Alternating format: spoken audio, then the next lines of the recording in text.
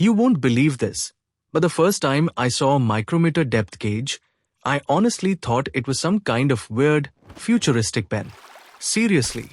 It was shiny, had a little spinning part, and this flat base that looked like a tiny spaceship landing pad. My boss handed it to me like it was a sacred object and said, "You'll need this to check the depth." My brain froze. Depth of what? A hole? A scratch? The mystery deepened. So, picture this. You know when you drop a coin in a glass of water and try to guess how deep it went?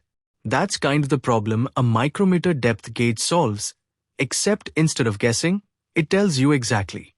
I remember holding it above a tiny hole in a metal block, kind of like lowering a pizza cutter onto dough, but way more delicate.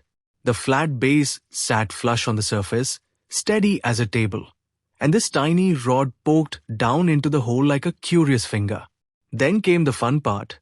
I turned the little thimble, like twisting a tiny bottle cap, and watched the rod slide smoothly down. I could feel the clicky resistance in my fingertips, like opening a safe.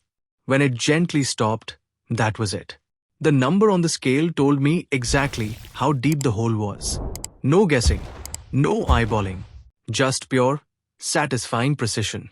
Honestly, it felt like magic. I went from completely clueless to feeling like a depth detective. And ever since, every time I see a micrometer depth gauge, I smile and think, hey, it's my tiny spaceship. Hey friends, if you found this video helpful, don't forget to give it a like and subscribe. Your support keeps this learning community growing and allows us to share even more industrial and manufacturing knowledge.